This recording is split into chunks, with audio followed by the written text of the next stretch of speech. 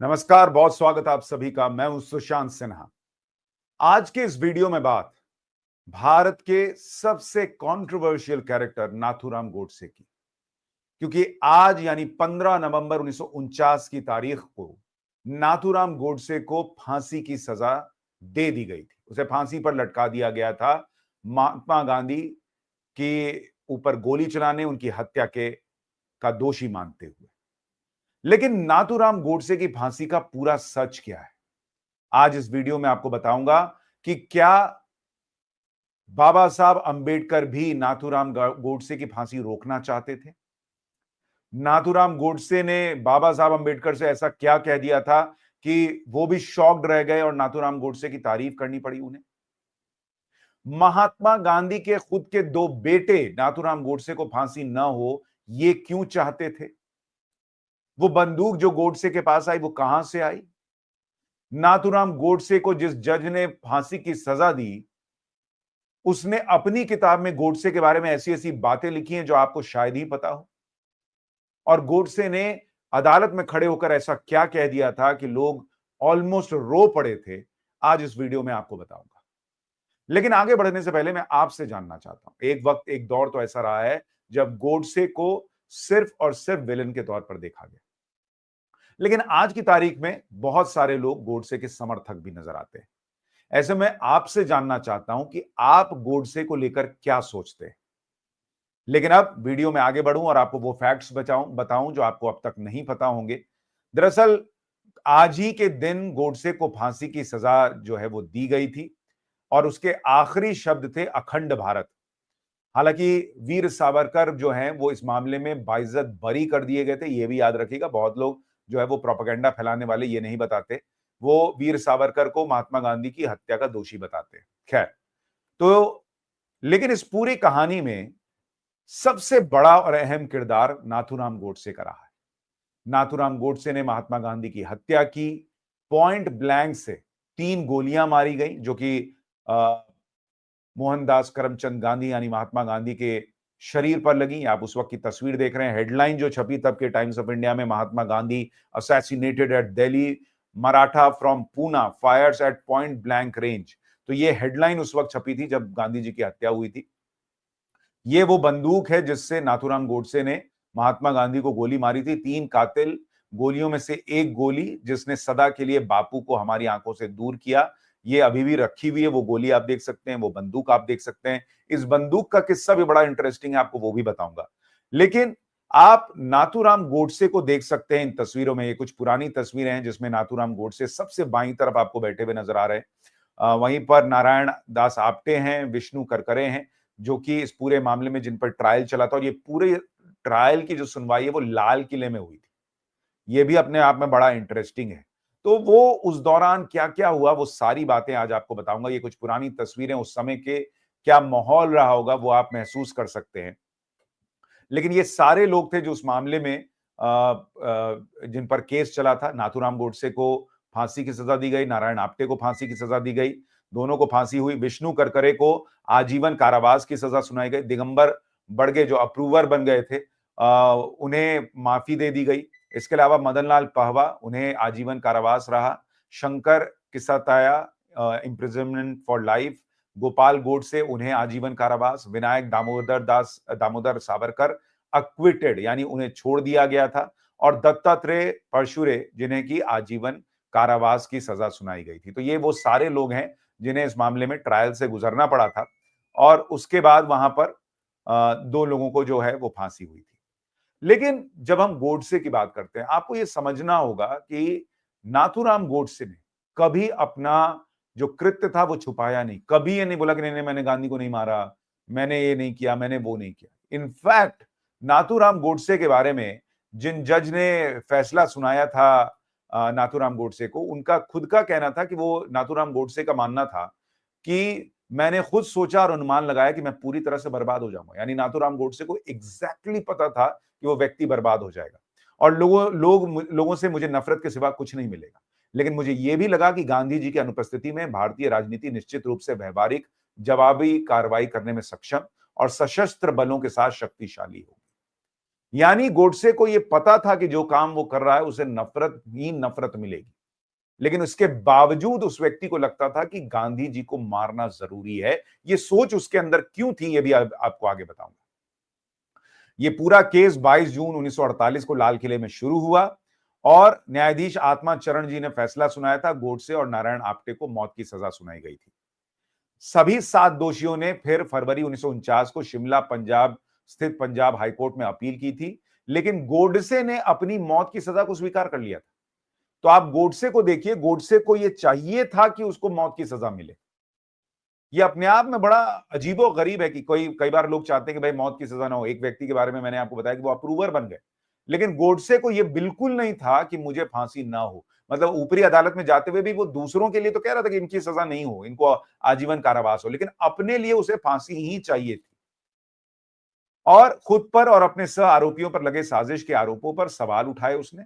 खुद का प्रतिनिधित्व करते हुए गोडसे ने हत्या की बात स्वीकार की, लेकिन तर्क दिया कि भारत को कमजोर करने वाली गांधी की नीतियों ने उन्हें उनकी हत्या करने पर मजबूर कर दिया था।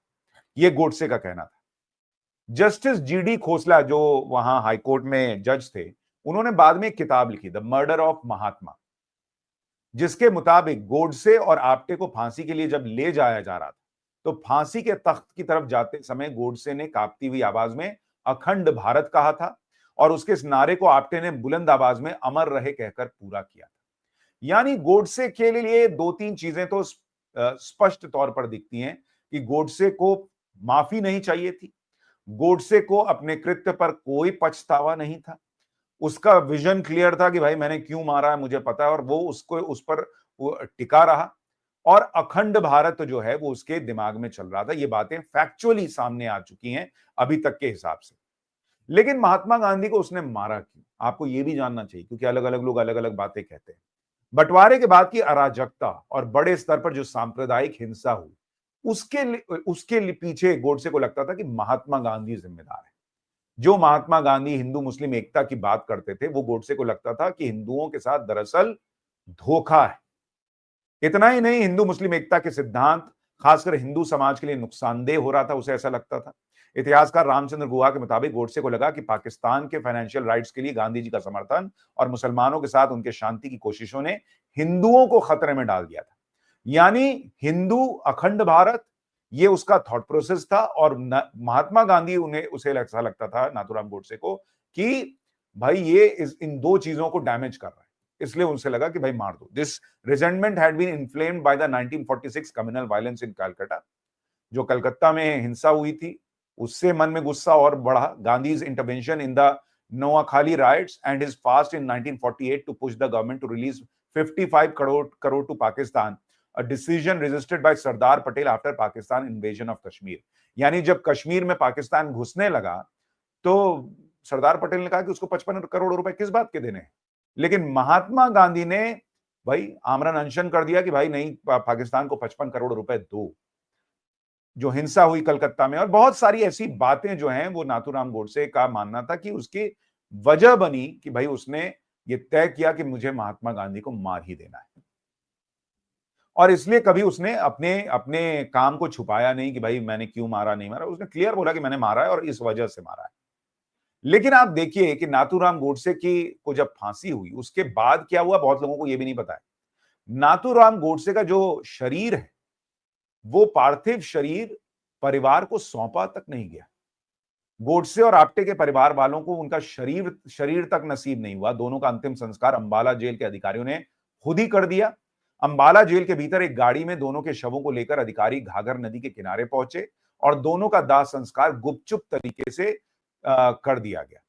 आर्टिकल में फिर बाद में पूछा गया कि भाई किसका फैसला था, तो एक आर्टिकल में बताया गया था कि कैसे इस फैसले का मकसद गोडसे और आप्टे के अवशेषों को सहानुभूति रखने वालों के लिए रैली की वजह बनने या राष्ट्रवादी गुटों द्वारा प्रतीक के रूप में इस्तेमाल होने से रोकना था। यानी तब की सरकार को यह लगता था कि जैसे आज कहा जाता है कि भाई गोडसे का समर्थन करने वाले, उससे सहानुभूति रखने वाले बहुत से लोग हैं, तब भी बहुत से लोग थे, और सरकार को लगता था कि अगर गोडसे का पार्थिव शरीर बाहर आया तो एक सेंटिमेंट क्रिएट होगा, जिसे रोकने के लिए गोडसे का पार्थिव शरीर परिवार को नहीं सौंपा गया और गुपचुप तरीके से अंतिम संस्कार किया गया। लेकिन गोडसे के बारे में सिर्फ और सिर्फ अपने अंदर नफरत न रखने वालों में एक नाम बाबा साहब अंबेडकर का भी था। कई लोगों को यह बात पता नहीं है, बाबा साहब अंबेडकर चाहते थे कि गोडसे की फांसी रुके, और ये बात जो जज खोसला, जिन्होंने हाईकोर्ट में सजा को बरकरार रखा था फांसी की, उन्होंने अपनी किताब में लिखा है। आप उस किताब को पढ़िए, उसमें इस बात का जिक्र है कि according to the Godse family, यानी गोडसे की फैमिली ने बताया, doctor Bhimrao Ambedkar contacted Nathuram's lawyer to convey the message that if Nathuram would like his sentence commuted to life imprisonment, he as law minister would be able to arrange it.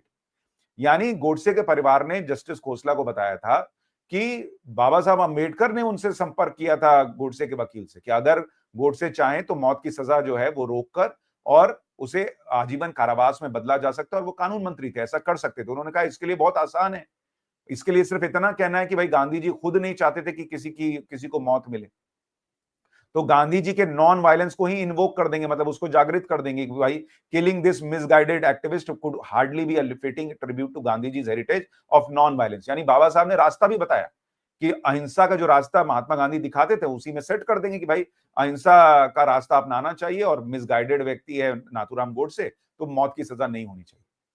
आप shocked रह जाएंगे सुनकर, इस किताब में यह लिखा है कि नाथुराम गोडसे ने अपनी सजा, मौत की सजा माफ करवाने से मना कर दिया।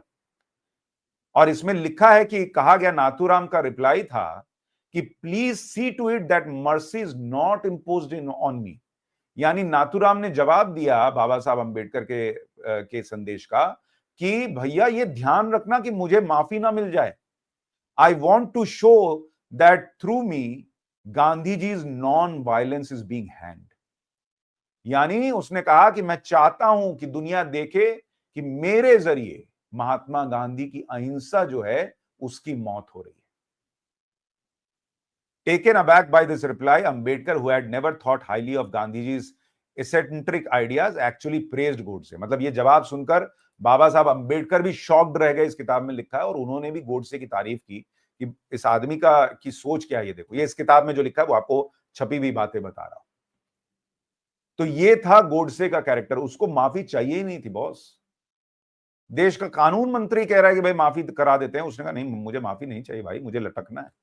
और इतना ही नहीं, कई जगहों पे इस बात का भी जिक्र है कि गांधी जी के जो दो बेटे थे वो भी चाहते थे कि भाई नाथुराम गोडसे को फांसी ना हो। उन्होंने भी, गांधी जी के दोनों बेटों का ये कहना था, रामदास, मणिलाल और रामदास का, कि भाई गांधी जी तो खुद कहते थे मृत्युदंड के खिलाफ थे वो, तो इस आदमी को मृत्युदंड क्यों मिलना चाहिए। तो उन्होंने अपील की थी जवाहरलाल नेहरू और सरदार पटेल से कि भाई नाथुराम गोडसे को फांसी की सजा नहीं दी जानी चाहिए। तो खुद गांधी जी के बेटे भी गोडसे को फांसी न दिए जाने के पक्ष में थे। खैर, लेकिन अब इस हिस्से पर आता हूं कि जस्टिस खोसला ने अपनी किताब में और क्या बताया है। जस्टिस खोसला ने अपनी किताब में यह भी लिखा कि नाथुराम गोडसे जो है, उसने अपनी जब सुनवाई चल रही थी उस दौरान उसने एक स्पीच दी थी वहां अदालत में, and noting that it left the audience visibly moved. मतलब लोग भावुक हो गए थे गोडसे की स्पीच सुनकर, कईयों की आंखों में आंसू आ गए थे। He speculated that had the audience served as jury, they might have acquitted Godse. यानी जिस व्यक्ति ने गोडसे की फांसी की सजा को बरकरार रखा, वो जज खुद अपनी किताब में लिख रहे हैं कि गोडसे ने ऐसी बात बताई वहां पर खड़े होकर कि लोग रोने रोने को हो गए थे। और अगर उन लोगों को जो उस वक्त कोर्ट में मौजूद थे उन्हें यह फैसला करने दिया जाता कि भाई इस आदमी को गांधी जी को मारने पर मौत की सजा देनी है, छोड़ना है, तो वो लोग इतना ज्यादा भावुक हो गए थे कि गोडसे को छोड़ देते, बाइज्जत बरी कर देते, ये हालत हो गई थी। ये जज लिख रहे हैं अपनी किताब में। तो ऐसे में आपके मन में भी सवाल होगा कि गोडसे ने ऐसा कहा क्या था। उसके कुछ हिस्से आपको बताता हूं जो नाथुराम गोडसे ने कोर्ट में कहे। उसका कहना था कि 32 सालों तक गांधी ने विचारों में उत्तेजना भरी, मतलब वो गांधी जी के फॉलोअर था, लेकिन जब गांधी ने मुसलमानों के पक्ष में अपना अंतिम उपवास रखा तो लगा कि अब गांधी के अस्तित्व को तुरंत खत्म करना। ये नाथुराम गोडसे के शब्द है। महात्मा गांधी ने दक्षिण अफ्रीका में भारतीय समुदाय के लिए बहुत काम किया, लेकिन भारत आने पर उनकी मानसिकता ऐसी बन गई कि सही और गलत का फैसला लेने के लिए वो खुद को आखिरी जज मानने लगे थे। यानी गोडसे को यह लगता था कि महात्मा गांधी किसी की नहीं सुनते थे। उनको लगता था मैं ही आखिरी जज हूं और जो मैं कहूंगा वही सही है। अगर देश गांधी के नेतृत्व को स्वीकार नहीं करता था तो वो कांग्रेस से अलग राह पर चलने लगते थे। या तो कांग्रेस को गांधी के लिए अपना रास्ता छोड़ना होता था और गांधी की सारी सनक सोच नजरिए को अपनाना होता था, या फिर गांधी के बिना आगे बढ़ना होता था। यानी महात्मा गांधी किसी की नहीं सुन रहे थे, ये नाथूराम गोडसे को लगता था। नाथूराम गोडसे ने गांधी पर भारत के बंटवारे का भी आरोप लगाया था।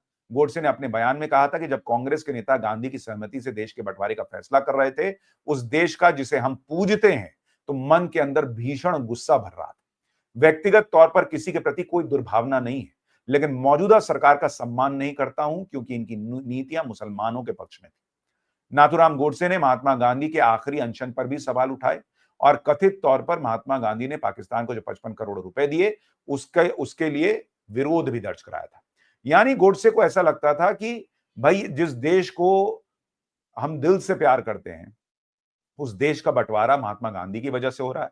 महात्मा गांधी का झुकाव मुसलमानों के तरफ ज्यादा था, तब की सरकार का झुकाव ज्यादा था। पाकिस्तान को वो 55 करोड़ रुपए मिले, इसके लिए महात्मा गांधी का जोर देना। जो हिंसाएं हुई, हिंदुओं को लेकर हिंदुओं के साथ गलत हुआ, ऐसा गोडसे को लगता था, और देश का बंटवारा हुआ, ये गोडसे को लगता था कि गलत हुआ। और ये सारा गुस्सा बढ़ते बढ़ते बढ़ते उसने रास्ता चुना कि भाई, अच्छा, कई लोग ये भी कहते हैं कि भाई गोडसे पहले जिन्ना को मारना चाहता था, लेकिन वो इसमें सफल नहीं हो पाया और फिर महात्मा गांधी की हत्या की गई। अब इस पूरे थॉट प्रोसेस को रोकने के लिए कि भाई कोई गोडसे के बारे में जाने नहीं, हुआ क्या ये जाने नहीं, कई सरकारों ने जो प्रयास किया कि भाई इस बात को बाहर ही मत आने दो। और इसलिए 1965 में गोपाल गोडसे, जो नाथूराम गोडसे के भाई हैं, उन्होंने एक किताब लिखी, गांधी हत्या अणी मी, यानी गांधी की हत्या और मैं, a book detailing the motives and events behind the assassination. The government banned the book, arguing that it justified Gandhi's murder. यानी उस समय की सरकार ने ये बुक ही बैन कर दी है, कहकर कि ये गांधी की हत्या को सही ठहराता है। लेकिन ये मामला बॉम्बे हाईकोर्ट पहुंचा और बॉम्बे हाईकोर्ट ने Gopal Vinayak Godse versus union of India में इस फैसले को पलट दिया, यानी किताब पर जो बैन लगी थी उसे हटा दिया। जो अभी अभी रिटायर हुए डीवाई चंद्रचूड़, उनके पिता वाईवी चंद्रचूड़, जो उस वक्त चीफ जस्टिस थे, उन्होंने कहा कि the book portrayed Nathuram Godse's actions as motivated by his belief that Gandhi's policies had led to partition and the suffering it caused. The court rejected the argument that the book promoted communal hatred, noting that discussions of historical views would not incite enmity between communities decades after independence. यानी तब के chief justice ने कहा कि ऐसा क्या, कि मतलब गोडसे ने क्या कहा ये पता लग जाएगा तो हिंसा हो जाएगी और दो गुटों में जो है वो तनाव फैल जाएगा इतने साल बाद आजादी के, ऐसा नहीं है, इसलिए बैन बुक पर से हटा लिया गया। लेकिन आप सोचिए कि कितना प्रयास हुआ है कि गोडसे सोचता भी क्या था, क्या हुआ था, ये भी लोगों तक ना पहुंचे। भारत में गोडसे की बंदूक कैसे आई, ये भी एक बड़ा इंटरेस्टिंग किस्सा है। कहा जाता है कि बहुत साल तक तो यही नहीं पता चला कि गोडसे को वो बंदूक मिली कैसे। बाद में कहा गया कि वो बंदूक जो है वो किसी 1934 और 35 में इटली आर्मी के किसी अफसर ने इस्तेमाल की थी, ये पता चला था।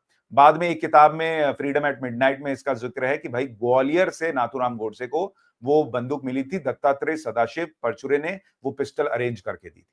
लेकिन ओरिजिनली वो पिस्टल वहां तक भी कैसे पहुंची, ये किसी को आज तक नहीं पता चल पाया है। लेकिन नाथूराम गोडसे से जुड़ी कई ऐसी बातें हैं जो लोगों को सही में नहीं पता होती। ऐसे में कुछ फैक्ट्स ऐसे थे जो मुझे लगा आपको बताने चाहिए। फैसला आप पर छोड़ता हूं, आप क्या सोच बनाते हैं, रखते हैं, यह आपका स्वतंत्र अधिकार है। इसलिए कमेंट करके जरूर बताइएगा, आप आज के दिन जब गोडसे को फांसी दी गई थी, ये सारी बातें सुनने के बाद कमेंट में अपनी राय जरूर दीजिए। नमस्कार।